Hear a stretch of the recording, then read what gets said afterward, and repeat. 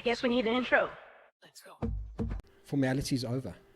Let me firstly say hello and welcome to the Extrapreneur 360 podcast. Before we start, let's grab a coin and put it in the box.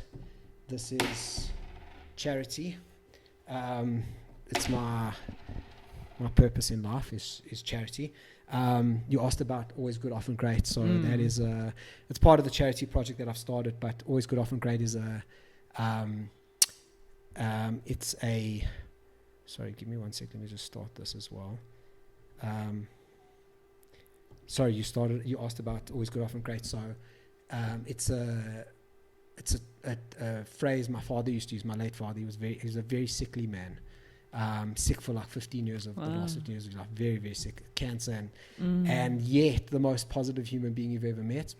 Whenever someone would ask him how he's doing, generally it was like, how are you doing? Or like, are you okay? Yeah. His answer was always good, often great. Yes. Like he was just the most positive human being. So that's become the slogan of sort of my family and like a little bit of our broader community. Just that's something. We need to be positive. But let me start off by saying, firstly, as I say, welcome to the podcast. And let me just start off by saying you are, I hope you don't mind me saying, but in my estimation, you are a bit of a unicorn. I didn't know people like you existed. I've heard about you guys. And when I found out one of you existed, I was like, dude, I need to speak to this woman and just see, is it true?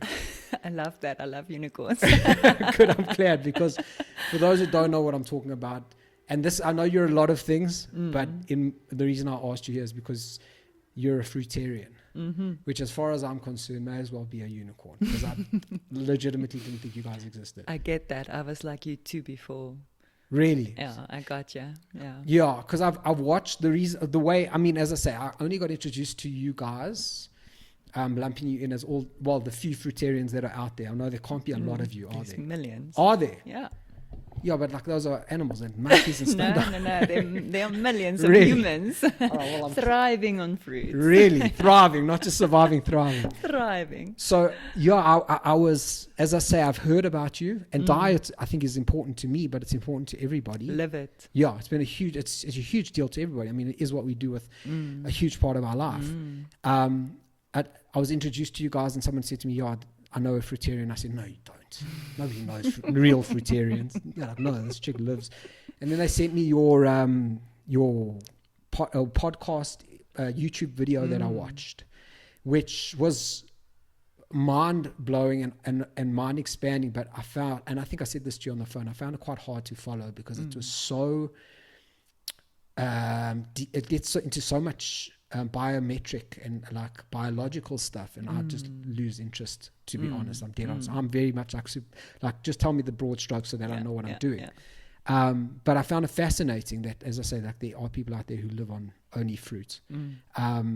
And I wanted to talk to you about that because, well, I'll tell you that. Firstly, you tell us, who are you? Because you're more than just a fruitarian, but for my purposes, you're a fruitarian. So I'm Elaine Elizabeth. Used to be Pretorius. Well, still am. Just don't use the surname because it belongs to the government. Let me start with, I'm a mother of 3, and I always start there because if it wasn't for my children, I wouldn't have been on this path. I was one of those people that was never went to the doctor, never had to check my diet. I was a little bit overweight, but I didn't bother too much about it. When people came to my house, I don't eat this and I don't eat this, I'm like, I hope you brought some food, because I didn't even entertain it. So Burki, I grew up with lots of meat, hunting farms.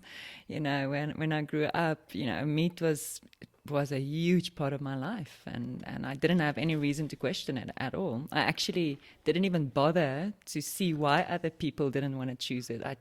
They didn't exist for me. Yeah. And my first Baba was born, and I had to choose for another human. That was big for me. It kind of dawned on me as she was now growing. I was like, gosh, now I need to really make sure what food actually are good for her, Yeah.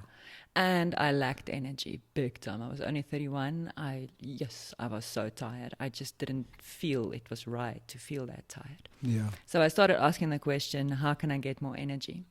And then already someone pushed the book in my hand of Mary Ann Scherer, Perfect Health, who is a fruitarian in Cape Town with her daughters, and turned around their life from being very sickly to thriving.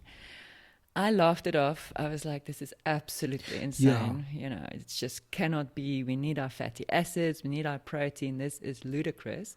But I remember, sorry to cut your word, I remember that being part of the video that I did see was you kind of went fruitarian just to prove a point. Yeah, as if to prove like, no, this is bullshit. Yes, can't work, yes, so I'm yes, going to prove it. The second time I came across it was much more convincing, because at that point I was already very much into detoxing and healthy living. This is now fast forward 11 years, you know. Now I've asked all the questions. I started weeding out more toxins in the family, you know, cutting sugar, more organic stuff, still meat, but much less, and game kind of things. And then when I came across Dr. Morse, who's one of my mentors, I really love him dearly, he ticked all my boxes in what I learned to understand about the human body, which I couldn't find many other places. I kind of felt quite isolated in how I started to understand the human body. So when I came across him, I was very relieved. You know, he kind of affirmed my journey for me. And he ends the video with saying, so you're a frugivore. If you want to heal, you have to eat fruits. Gosh, I was very emotional. I had to walk away a bit, but I couldn't forget. So I decided, okay, stuff it. I'm just going to prove him wrong, because this cannot be. And at that point, I've been attempting to detox a few times. I would do short-term detoxes, you know. And so I went in. 3 weeks in, I had a cup and a half of mucus coming out of my body. Wow. I remember that from the video as well. That's was the first time I realized now I'm detoxing for the first time in my life. And I mean, since then, I can't even tell you the experiences I've had. The one time I've lost my tonsils. So I went into the rabbit hole of what that means, which is huge. It's like a tonsil conspiracy, what I call it, because by losing these huge septic tanks, the lymph in your head is just not being drained the way it was designed to. So you're kind of sitting with a backlog of lymph, which comes from the moment you lost your tonsils. And at the same time, the lymph has been designed in such a way to take your toxins in your waste in this neat river that goes down to all the glands, and eventually it's neatly. But now the big septic tank, the kind of dam is gone there. So now it just cascades down. So people with stiff shoulders, they lost their thyroid. The body. Yes, their spinal deterioration. All of these things are now secondary things that happen. So this influences 4 of your glands: your pituitary, your pineal, your thyroid, and your parathyroid are completely damaged by losing your tonsils, which all have cascading effects in the body if you jump into actually understanding that. So I went into this purposeful, then I was still detoxing with fruits. I didn't call myself a fruitarian. Now and then I would jump in on a 4 to 6 month fruit detox. Now I've about 8 months ago, I've walked into being a fruitarian. Now I'm like, this is a long-term thing. I'm not stuffing around anymore. So, I purged this much in a bucket of mucus came out of my head after that detox I did on my headspace. Yeah. You know, I had a big golf ball size of a hardened mucus ball convulsing out of my body. One time I detoxed. I had a mucoid plaque that left my body, which is this mucus lining that happens in the inside of your intestines. I lost that one sitting, 6 foot long thing that fell out of my body, you know. The amount of parasites and stuff that have come, I mean, yo. So are you, that's crazy. Crazy. I'm just making notes because there's so many questions, and I'll tell you why I've got so many questions is because with my diet, and basically, as far as I'm concerned, the polar opposite of you. Mm-hmm. I am your worst enemy, and you are my worst enemy. I don't have enemies. We love this, but I'm a carnivore. I'm actually my ex-partner called me an ketovore. Eat a bit of avo and a bit of fruit and whatnot, but for the most part, 85% of my diet is meat and animal products. And I and she felt the same way about when she went on to carnivore, purged, just cleared her out. So that's why I'm saying this unicorn sitting in front of me, I'm like, this can't be real, surely. as I say, I've got so many questions. I don't even know where to start. When you talk about the tonsils, and obviously, I just want to clear up what you're saying here. You said you lost your tonsils. You lost them, or they were taken took it out? out. Okay, Yeah. got you. I'm not just No. saying Yeah, no, fair enough. Yeah. Because maybe there's something going on in life that I don't know about. There's a lot going on in life that I don't know about, actually. Yeah. So okay, got you. But now, would you suggest that somebody who still has their tonsils doesn't have that leakage into their body? If the tonsils are not working, sometimes people have so many tonsil stones that it's just not functioning. They're sitting in the same position, actually, than losing them. Okay. So, but if you have average healthy tonsils, you're in a much better condition in this space. And 80% of diseases happens starts here. Yeah. So it's quite an important space to keep clear. And we kind of started before we started the podcast. I was saying about my interpretation of the world is very practical, existential, on the earth here, and I believe very much in that as well. Is that despite my lack of focus on the ephemeral and the non-real, I still believe very much that your thoughts determine your body, and your thoughts will start up here, in your brain, and that's what, as I say, I agree with you totally that this is where most of your problems come from. Even physiologically, yes, not exactly. just thoughts. This is your biggest glands connected to the brain, the nervous system. This is where 80% diseases start physically as well, and it's very much connected to thoughts. I completely agree on that. So let's just clear one thing up. Will you take us through your life, your day to day? Do you eat only fruit? Yes, only 100% fruit. Look, I'm taking my kids on this journey at the moment. So I've got this deal with them that once a month, if we're successful, we feast with vegetables. So then we go get ourselves some broccoli and cauliflower, and we make a feast, They still eat sweet potatoes, and I would have a bite every now and then, because it's there. Since I moved to the lifestyle of fruits, I'm actually less black and white on it. Yeah. So when I used to do a detox, I would not touch anything but fruits. Now that I've walked into the lifestyle, now and then I'm with a friend, they really made a special meal, Yes. I'll have some of it sometimes, but not all of it. Vegetables. Never animal products. I've had last year, maybe 3 times, I had frugivores because I was thinking of it the whole time. I was just like, gosh, I really desire frugivores, and I don't like denying myself anything. Yeah. I've not denied myself food in this whole journey. I always went for food I desire. My desire might have changed from I want to taste something particular to I want to feel somehow particularly, So the diet changed between these 2 phases. But if I think of biltong for 3 days, I'm going to go get myself a handful of biltong. And what happens to your body if you eat biltong? Because it must be a shock. It stinks. Yeah. Oh my God, the stink is the thing that gets me the worst. Really? Last time I was actually thinking of biltong, and that was the reason I decided, you know what, it's actually just not worth it. Your bowel movements stink, your sweat stinks for a good 2 weeks. It just stinks. I don't wear any deodorant or any fragrances, because when you don't eat putrefying food, you're fresh. Do you feel different after you've eaten that meat? I feel energized, and the reason I understand is there's neurotransmitters in the meat, and that it's like a donkey kicking your adrenals. I want more dopamine and adrenaline and all the other beautiful hormones that the adrenals give us. So this is where carnivores, meat-eating, keto-driven people, paleo-driven people, get their energy from. So the meat doesn't give direct energy to the body. It literally stimulates the adrenals into producing more of the hormones that makes you feel better. Compare that to a fruitarian. A fruitarian goes through a healing phase. So you can't compare the healing phase with the actual, okay, now I've healed, now I'm a fruitarian and I'm thriving. So the healing phase can look like anything. This is very individual, depending on your mum and dad's genes, your mum's lymph at the time of your conception and while she was growing you, the way you were brought up, the way you chose to live afterwards, if you were moving or not, moving your body or sedentary, all of these now adds up to where you are at when you start healing, and then you kind of reverse engineer yourself through all of that.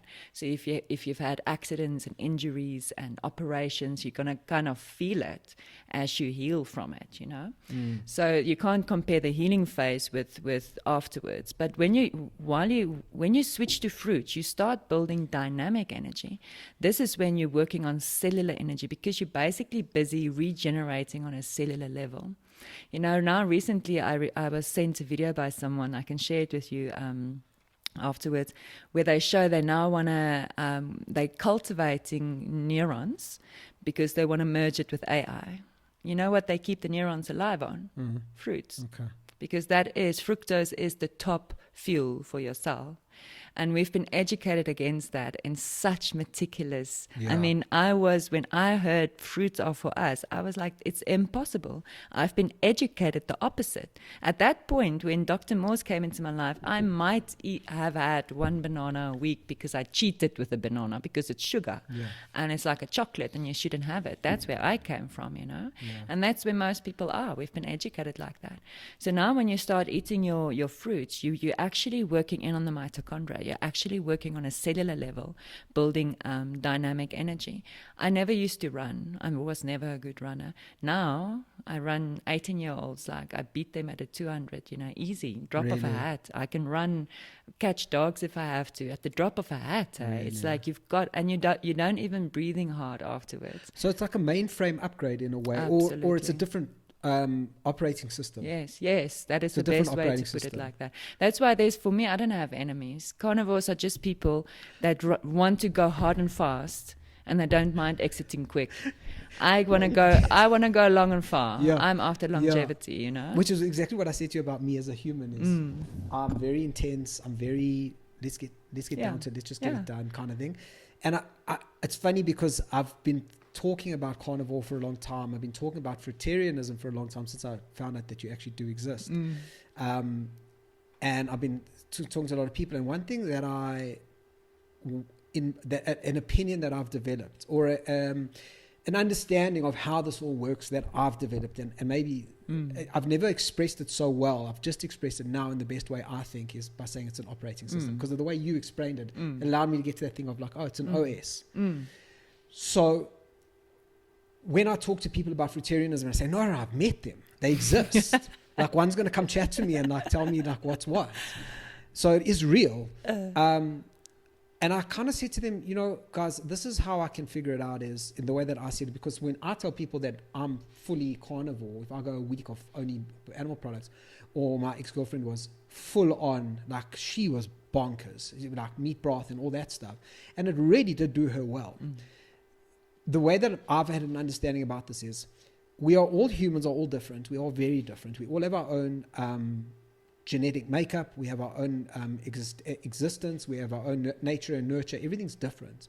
For some of us, the key to our lock is fruitarianism. Not for all of us, though.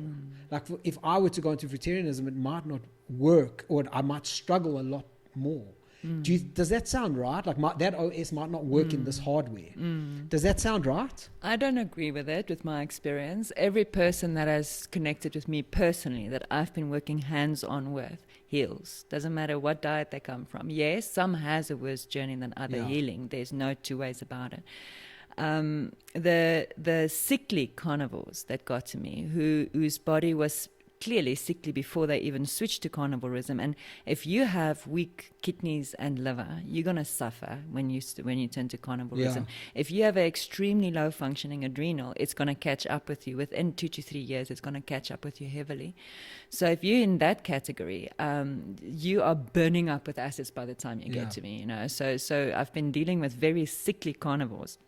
But we are one species. And I don't have to go dig into 10,000-year-old theoretical evidence of us, how we lived then. I just have to look at the animals on this planet and go like, okay, I don't look like herbivores. I don't look like carnivores. I don't look like omnivores. But I do look like frugivores. Now, if we didn't look like frugivores, that would have been like, okay, now we're completely on our own. We have to figure this out. But our anatomy goes 100% with frugivores. Now, I know frugivores eat meat, very minuscule. And those that become addicted to meat stay addicted to meat, just like humans, because it is an addiction. You're kind of describing me in a way. It's like, I mean, I've never said these words, but I'm probably addicted to meat. I love it. It does my body good. It is an adrenaline rush. Yeah. You know, you're literally bringing, not only are you bringing in chemistry that works in on your hormonal level, that produce more of the hormones that make you feel good, like dopamine and that, but you also congest the kidneys, which push the adrenals up even more because they're congested at the same time, which force even more work from them as well. So it's kind of like a double whammy, and it's an addiction. It's absolutely that. Again, there's no judgment. We have our choices. The reason I speak out about fruitarianism, the reason I'm going out saying, hey guys, look at this, I just feel it's very important that people have a choice. Yeah. That they are fully versed on their options and then make a decision. I feel we are very much in the dark and then just choosing whatever comes our way and not knowing actually what our choice entails. So those of us that, for instance, really want to have a long life and a pain-free life and an alkaline life, you know, they need to really explore fruitarianism because that's how you're going to get there. Yeah. Those of us that's flourishing on meat, you know, you're not probably going to... Our bodies are so resilient that you can go a lifetime on meat without plucking the fruits of it. Yeah. But you've changed your genes. Yeah. So your children will definitely be plucking some of your fruits. Yeah. Because there's no denying, not even a car can run on a nitrogen engine. Yeah. They only use it for that last punch because it's very acidic. The engine would not survive it. And that's basically what happens with our human bodies. You know, if you build with acids, you're going to have a very acidic end, and that hurts. That's gnarly. If you build with alkalines, now, so many vegetarians and vegans are at the moment moving over to... It's a swear word here. Yeah, I know. Yeah. Well, I feel like that as well because they made a religion about the killing of the animals instead of the health of their own body. I feel it's quite a warped way of doing it, which is also it's a admirable. Yeah. It's also admirable in its own way. But yeah, I never called myself a vegan. I was a plant-eating human. But in any case, these guys are now switching to meat and experiencing a lot of health. And I understand why, because the vegan and vegetarian world is so full of cooked food and so full of processed food that if I have to now choose between the standardized vegetarian and vegan world versus carnivore, I would choose carnivore after fruits. That's my next natural diet. You know, so that processed stuff is, I mean, I've got quite a few clients that worked with me that was 25 years, 30 years vegan, and they were in a state when they started with me. I know what I've seen from the vegetarian and the vegan side is in order to keep their protein up, they need to eat that processed bullshit. And it's so unhealthy, it's so unnatural, so not food. Having lived in Los Angeles, in America in general, but in LA in particular, I've seen the shit that goes into that food and like the impact it has on humans who are, with their best intentions, trying to live a good life, and what it actually does to their existence and like how unhealthy they actually are. And the cooking side, you know, no animal cook. Yeah, because it breaks everything down. It breaks everything down. You lose the nutrients and the enzymes that came with the food that would have helped you with the digestion. So now you're bringing in less energy. You're not digesting as well. You're actually really just shooting yourself in the foot, you know. Yeah. Speaking of that, I mean, I think one of the interesting parts for me about veganism, because we've hit on it and we're bashing them a little bit. And I don't bash all vegans. I don't mind. I don't bash anybody actually, except those that are forcibly trying to force your beliefs and your identity and your philosophy on other people. I find that, and it's no different with carnivore. You get those people who have read the manual and drunk the Kool-Aid and become zealots of the diet. The vegans are the same. A lot of them, they're like, and as you say, like, it's one thing to say, hey, I'm a vegan, I'm hardcore vegan, and I believe wholeheartedly in what I do, like you are saying about frugivores. But it's a different story to say, hey, I'm a vegan because of philosophical reasons, and I'm going to judge you for what you're doing.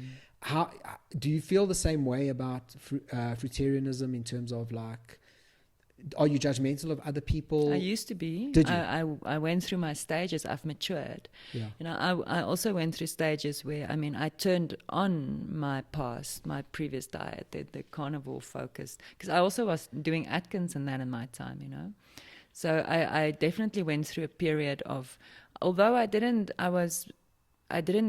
judge publicly, but I definitely judged. I was in a What place did of that judgment judgment. look like? I would just judge people for thinking they need to kill life to live. That for me was a big one. Yeah. So you go to a braai and you'd be like, you wouldn't say it to anyone, I wouldn't but say it, but actually my judgment also came in more with people that were suffering and didn't want to see a way to get out of it. That's actually where most of my judgment is, because I had patience to a point, and then I just like, look, you are suffering, something is not adding up, but you're not listening either. Yeah. So that's now you. I became quite a unsympathetic family member to have, because now people would know that we would go out to my children would go out to a party, and I would also always give them freedom when we're in public. I'm like, eat whatever you want to eat, we talk about it later, And then they're sick for 2-3 days, and I said to them, the deal is this: you've got a choice what you're eating, but I am not nursing a person who have made that choice the night before. I'll give you what you need, I'll put it on the table next to you, and you're on your own. Interesting. So I became a bit like that. And I must also just add, the first time I left meat wasn't for health reasons. It was when I went into the whole industry that's going around it. And I was shocked. And that was very judgmental for me. As I was telling people about it and they still didn't feel it affected them, I was judging them for not seeing that.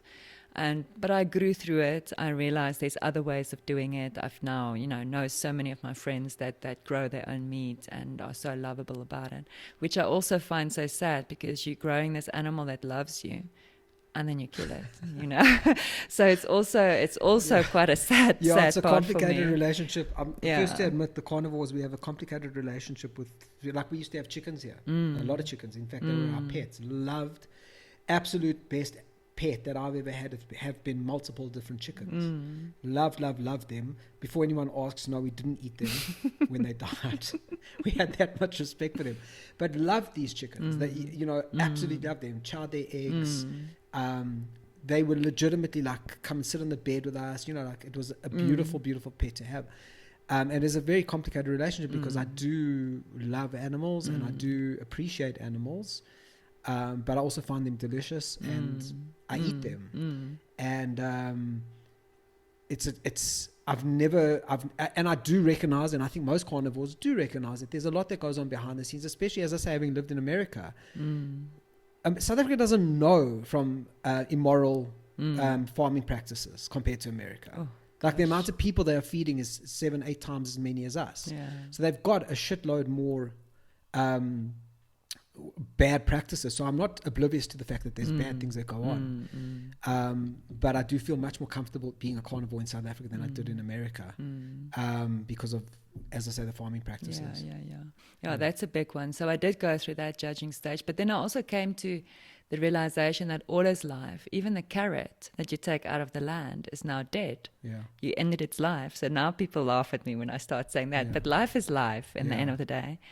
And what I love about fruitarianism is you're actually doing with the tree what it wants you to do.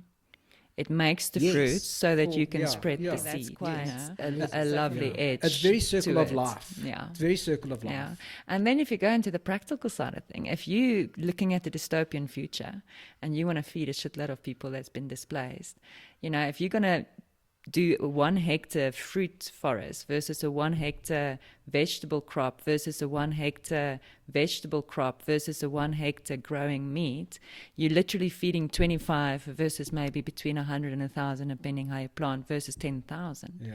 So if you look at the situation where we are in, how some of us even believe there's this transformation happening. So how are you expecting your 150 trillion cells to transform if you've solidified them with chemistry that might not be meant for us to take in? So you can go deep down the rabbit hole, but in the end of the day, fruitarianism, eating fruits, has just ticked so many boxes of what our potential future looks like and how we need to prepare for it, So that is a big one for me. Spoken like a true cult member. It was so funny. We had our first workshop the other day, and one guy walked into the glass door and he had a blue eye, and I was like, oh my gosh, there it starts. We're going to be now part of those guys. Yeah, what I've realized also that you can do everything you can. I'm laughing because when we held our festival recently at the Joint out in Hattisat, our brand is a little bit dark and a little bit hooded figures, and the community complained that there was a satanic ritual going on that week, and we were like, oh. Wow. You know what I'm saying? People make up their own Perception. minds about stuff, so you can't. Yeah. Tell me, you mentioned about your energy and your exercise and stuff like that. So like exercise is quite a big deal to me. Staying healthy, and that a lot of that comes into eating right and protein and things like that. Tell me about and also healing. Like a lot of injuries in running, soccer, the things that I do, a lot of injuries, and I think I know for me the food plays a big role in that healing process, making sure I've got the right proteins going in afterwards, that sort of thing. How does fruitarianism and exercise, if you are wanting to be not necessarily a world-class athlete, but a super healthy, train 2 times a day, run half marathons once a month kind of thing. How does fruitarianism work in that? So I've worked with quite a few sports people.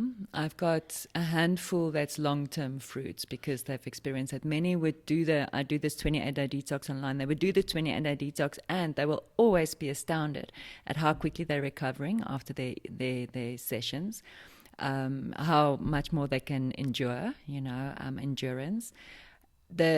It's all about perception. If you believe that proteins are the thing that's healing you, you're going to focus on proteins, right? But if you realize that your transport system inside your body is the one that's healing you, then you're going to focus on the transport system. So what I mean with the transport system is the fluid that serves your cells. So just the way this sets up here wouldn't work if the sewage system is blocked. You know, I mean, if you can't fix it, you'll be stuffing off. It won't be pleasant to stay here. Your cells can't stuff up now. So the sewage system has to work. The sewage system is your lymphatic fluid that makes up 80% of the fluid in your body. So if this is not working, your healing takes much longer. Your acidity alkalinity balance is compromised. So you're going back to the tonsil conversation of... It's connected to the lymph, So all of this is connected to the lymph.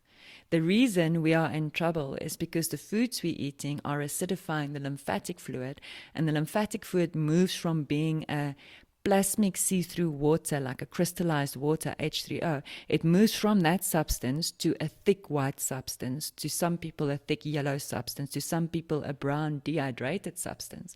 And that is your transport system. Blood brings the food and the oxygen that's mixed with the lymph in certain places. Other places it has its own different vessels and system, the 2 different water systems, or fluid systems rather. But this fluid system is the thing that brings or not bring your healing. So one of the athletes that I'm working with is an Ironman athlete.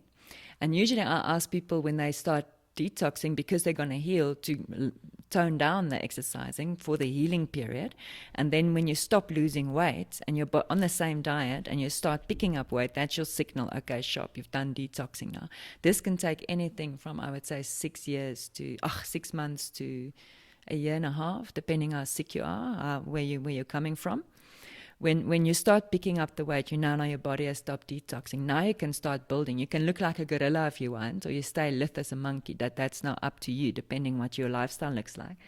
So she said to me, listen, I'm not stopping exercising. I'm serious about this Ironman thing. I'm not going to stop exercising. So she just pushed through. She's still on fruits. She's never had better times. She lost muscle tone, muscle proteins. Within the first 4 months, she lost an X amount. I can't remember how much. Within 2 months, she picked it up. Wow. So now you ask yourself, how does the body grow itself? Does it need proteins? And the answer is no. It doesn't need proteins. It needs amino acids. Okay. So they gave us half a truth. They said, okay, you need amino acids and you'll find them in proteins. But that's half a truth. You need amino acids, and all biological structure has amino acids. So the apple would have been a blob if it didn't have amino acids in it. Yeah. You can get, just like horses and elephants and gorillas, you get all your amino acids from the food you eat, and your body builds with that. So if you compare carnivorism with fruitarianism in the world of sports, you're going to have nitrogen engines that gives you that bursts when you need it, because as and when you eat it, you're feeling better, which is it's not dismissible. It's great. But you're building your acidity. Yeah. And this you cannot come, some of the carnivores on their videos go like, listen, look, I checked my pH of my blood before the steak, and I just had the steak, and now I test my pH of my blood, and it didn't change, so it's bullshit, Yeah. But they don't even talk about the lymphatic fluid, and that is your sewage system, which is tougher to test pH-wise. The best way the closest way to test the pH of your inner system is for women that breastfeed. If they can test the pH of their milk, now they can say, my system's pH is this. Because that's actually, otherwise you'd have to cut open and press it in there, really. If you test it in your mouth, you now test the acidity of your mouth area. You might sit in a disease situation with your mouth, and it's much more acidic here. So if you compare the two, the carnivore guys will be much more acidic, but they have this power bursts because they're stimulating the adrenal, which is the reason they'll die in the end. The adrenal is going to give in. Yeah. On the other side, fruitarianism, you are servicing your liquids.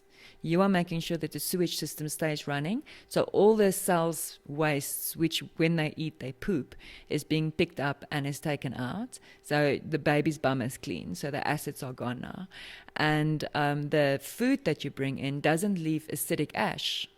So the food that you bring in leaves alkaline ash mostly, and you are constantly staying in a very balanced acidic and alkaline way. We can't go without acids, we'll die. Phosphor, manganese, all those are acidic minerals that we need very much to build our bones. So but the relationship, the healthy relationship, seems to be 80-20. Okay. That's 80 alkaline, 20 acids. So I'm glad you ended on a ratio there. So if I want the best of both worlds, like you're talking to a carnivore who's going, okay, I'm open-minded. I believe in carnivorism. It's my chosen diet and I enjoy it and all that. But I fully appreciate, and what you're saying makes sense in terms of the transport system and the sewage system and all that stuff makes total sense. How do I get the best of both worlds? I would suggest you detox on fruits proper until you get to that place where you start building. I would suggest you build with plants for at least 3 to 6 months, and then when you start introducing meat now again, you've got a healthy body that can deal with it. Then you'll find yourself the frequency of how often you can have meat without your kidneys stopping to let go of the lymph. So this is the key. Our kidneys have stopped filtering, and how you know this is you urinate in a glass jar first thing in the morning and you check your urine. If you can't see snot in your urine, your body is not releasing your lymph. I think mine probably didn't release since birth. Most people I work with probably haven't had kidneys that's been functioning since birth. Some people do. I think of, a couple of thousand of people I've worked with hands-on at the moment. There was probably about 10 people who's had filtering kidneys when I met them. And they were all on a healing journey of some other nature by then. So that's the key, a robust and healthy body whose systems are working, whose fluids are flowing, can do anything. Yeah. You literally, if you're going to do it daily, 3 times a day, it's going to build up quicker into damage again. Yeah. If you're going to find a frequency that doesn't bring the damage, you're flying. So you could get back to, I suppose you would never get back to full carnivorism. But maybe you do. Maybe that's the life you want. Maybe you're an adventure seeker and you want that pumping. It's a drug, remember? So in a way, you're suggesting do the detox so that you can reset the OS and then start the upgrade kind of thing. Yeah, boy. Okay. And the reset is important. Many people engage with fruits lightly. So I had such a sad case recently that I found out about this guy that was dealing with lymphoma, which is a life and death situation. And he decided to dabble with fruits, but he would have steak every weekend. And I mean, if you understand how the momentum of the sewage system works, can you imagine how much fluid? I think it's something like 20 liters of lymph we've got in our body, right? Now, to get this moving takes like a day by day alkaline, making it alkaline and getting it to actually change. If you're going to work on a week and then bring in acids, it's literally like stopping the flow. Restarting. Yeah. So he never actually went into the healing properties of fruits at all. And now he's in deep trouble. You've got to go thinking, extreme. Yes, you have to go and pull the plug. You have to get those kidneys to filter. You have to sort out. And what's also nice, you can read it in iridology. With iridology, you can see where the mucus are in your body. It's a color. You've got either a blue or a brown iris, and then you've got either white, yellow, or brown colors on top of that iris, and that is your lymph. So now there's this map of the iris, and I can even tell you where in your body most of your lymph are, and you can trace your healing through that. And when you see the lymph is gone, you're feeling great, you've got lymph in your urine, now you can go, okay, what do I want to do here? What lifestyle do I want? If you're adventurous, you're probably going to have much more meat than someone else. If I am in a hippie community and we know someone is attacking us tomorrow, I'm feeding them meat, big time. I've just got this vision in my head of a bunch of hippies going, do we really need to fight though? Bro? Like, I get it. So now they're going to attack, but like, can't we just love them? And like, which is the answer, by the way. It is the answer. But if we do decide to fight, if we have to, meat guys, will be the choice. Do we really have to fight? Okay, fine. Give me the biltong. Go slaughter my friend. Is there anyone you wouldn't recommend this to? No. Look, some people are so far down the line, and when I say this statement, people really have a skrik. And what I mean by this, maybe I should first explain. When you die of cold and flu-like symptoms, your body is dying detoxing, trying to detox, not being successful at it. And there are many people pre-COVID, exactly as many people as died of COVID died on cold and flu. It was just never made a thing, you know. Yeah. So pneumonia, bronchitis, influenza, all of these things are you dying trying to detox. Yeah. So detoxing can kill you. Yeah. So I'm not saying a fruit detox are going to kill you when I say this. Yeah. Your body trying to detox are going to kill you. Remember, detoxing, elimination, is one of the 4 main processes of the body. If it doesn't work, one of your 4 processes are not working, and that's a big deal. So some people are so far gone that even the fruits might not get them out of it. That is a fact. Another thing that some people will have to consider, if you don't start detoxing early enough in your life, you probably will lose your teeth. The body detox eliminates whatever is compromised. So there's one woman lost all her teeth, and 3 years on fruit, she grew them all back. But you'll have to stay 3 years on fruits to do that. Jesus. So it's not an easy commitment, you know. I'm going through a healing crisis now with my mouth. After I did the tonsil healing, which this much mucus came out, before that, my headspace couldn't heal. The food wasn't even getting to it to start the healing. Now, after I've done that purge, my jaws are going through healing, which is a thing. You have to keep space for it. It's not like going to the dentist and close the cavity, because that cavity will never now heal naturally. And I've healed many cavities before. It's not even a funny thing for me to do anymore. So I think teeth is a big thing, because people have that thing of they want to look okay. So it's an interesting one. You bring up teeth, because in my youth I worked behind a bar. We used to drink a lot of fruit juice, like straight up, clean fruit juice. And freshly made or in the box? No, freshly, you know, you get in those big jugs, and it really did, the acidity did a number on my teeth. I remember the dentist saying, dude, you've got to slow down on this. He said to me, are you drinking a lot of cold drink? I said, no, a lot of fruit juice. He's like, dude, it's worse than cold drink because there's so much sugar. What's the role there? There is a lot of sugar in fruit.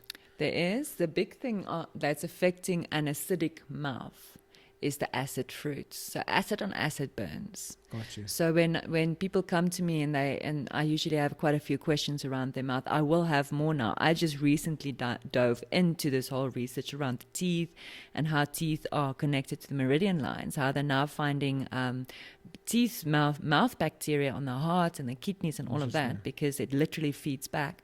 So those people with root canals are the worst off, or not even anyone that sits with something that's septic in their jaw. People with root canals just don't know they sit with it because they can't feel it anymore.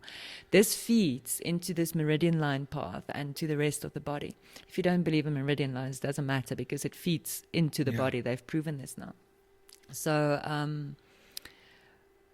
if you have an acidic mouth, which most people do, especially, remember we now said diseases are here, which means in my world, diseases doesn't exist. The root cause of all diseases are acidosis, toxicity, and genetic weakness. That's the 3 root causes, and the main one usually in our modern day and time is acidosis. So if you're sitting in a situation where this is quite acidic and you bring in acidic fruits, which is acidic by eating them, but after digestion they're alkaline, which is most your citrus, your pineapple, and some of your berries, it's going to make havoc in your mouth. So it's really around the decision of which fruit you eat. Yes. And speaking of that, you mentioned that from a health perspective, from a sickness perspective, you don't deal with anything like that. Flu, sinusitis, headaches. Do you or your children live with any of this? No. Just doesn't happen? Look, flu for me is not a disease, it's your body detoxing. So when I haven't been detoxing, when we didn't detox as a family, we would be on a carb diet. So we would barely touch any plant protein even. We would eat it because we like it. Every now and then we will have some hummus with a friend or a lentil curry because they made it, And my kids grew up with meat, so when they do ask for biltong, they don't give it every time they ask, but sometimes I give them some biltong. I don't want to bring in that thing. So mostly I would say 95% carb diet, and then we switch from there to fruits. That switching instigate cold and flu usually, which is a detox symptom. It's not a disease in my eyes.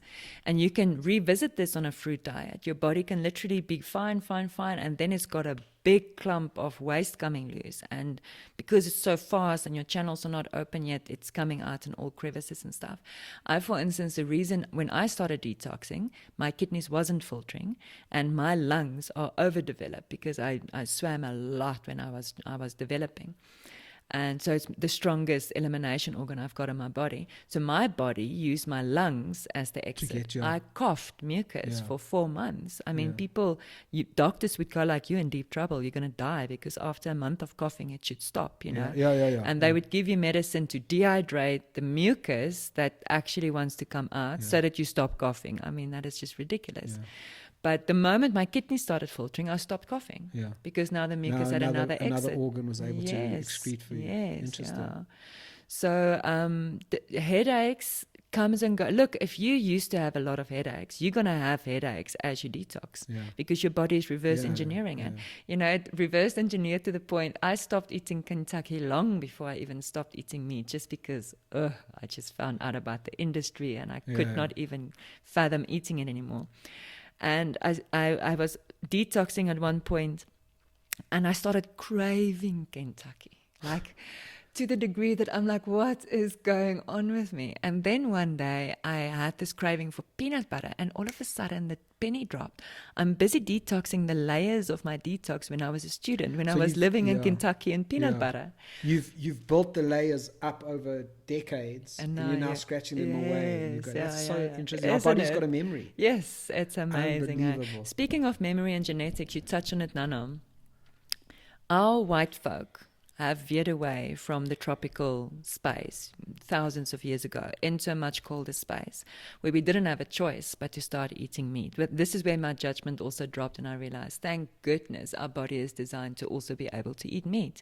Otherwise we wouldn't have been around. Now this is something to bring in consideration, the melanated person, the black person, have not done that detour. So their genetic memory has nothing of that. I don't want to starve my DNA parts that are relying on that genetic memory. So when my cravings come around for meat, I don't go like, I'm not having it.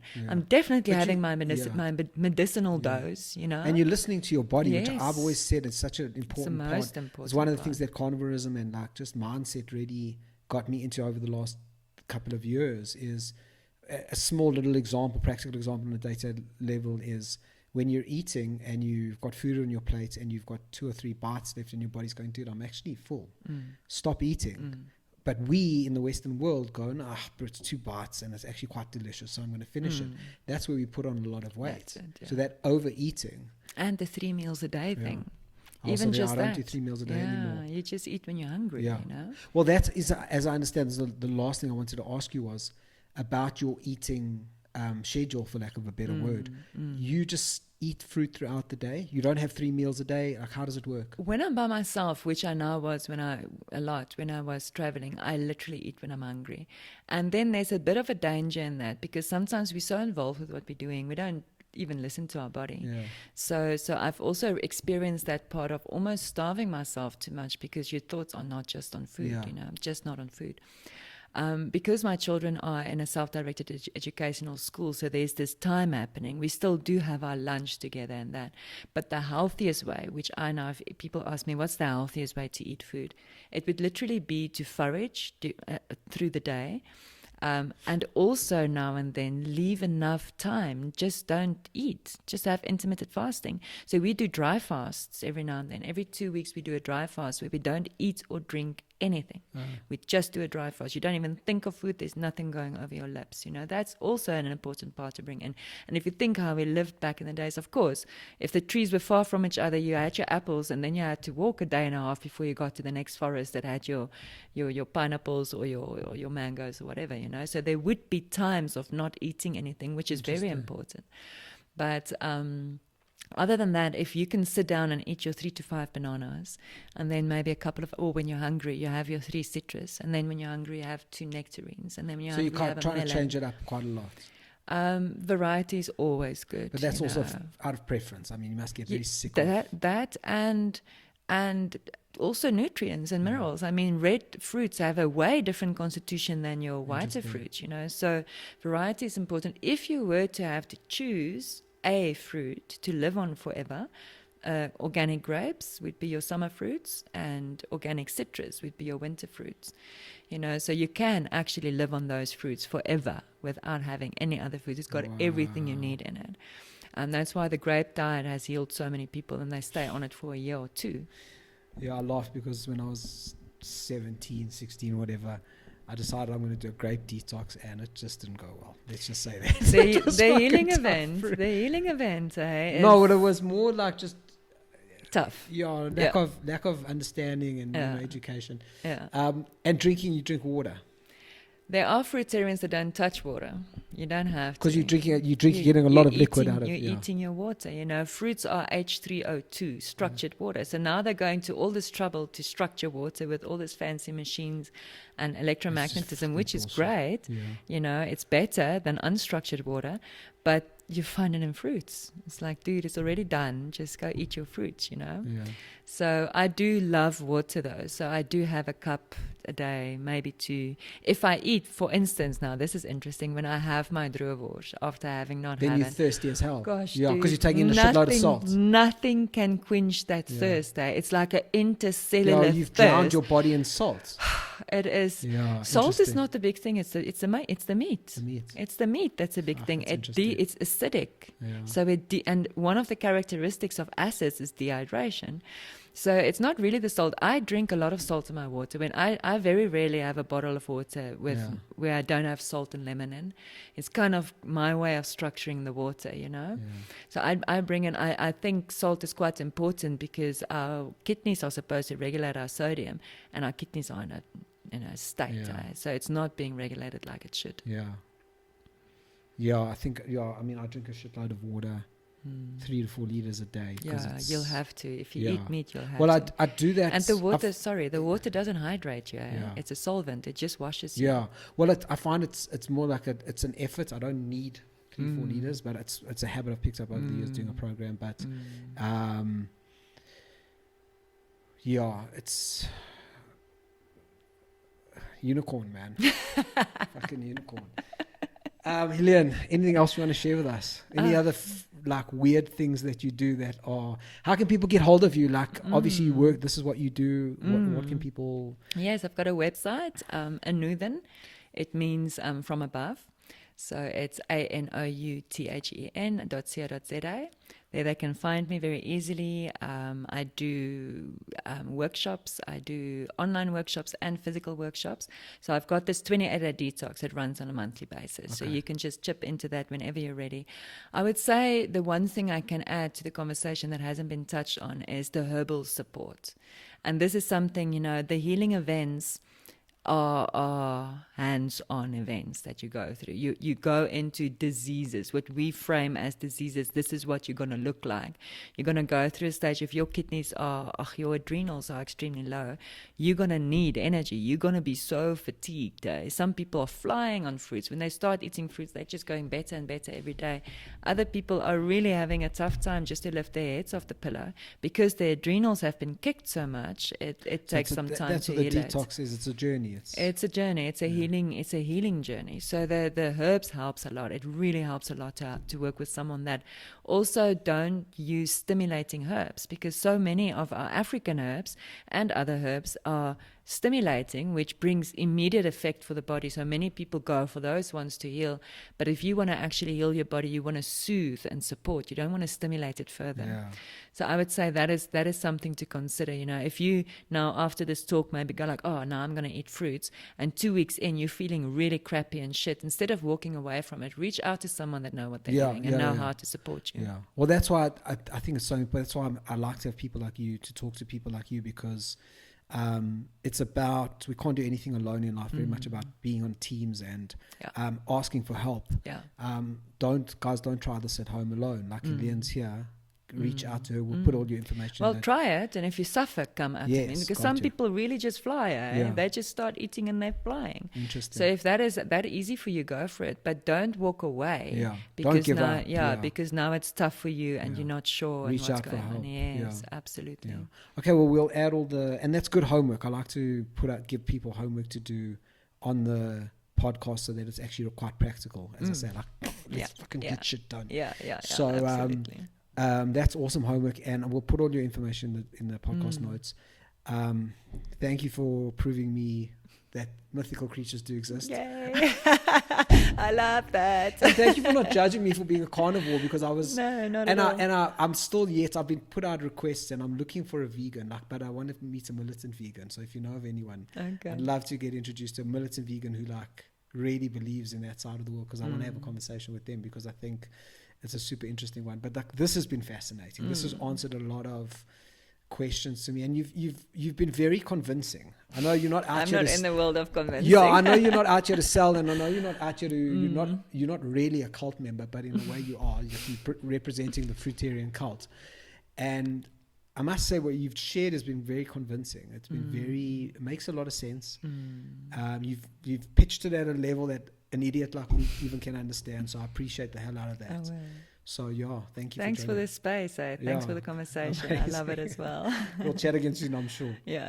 Awesome.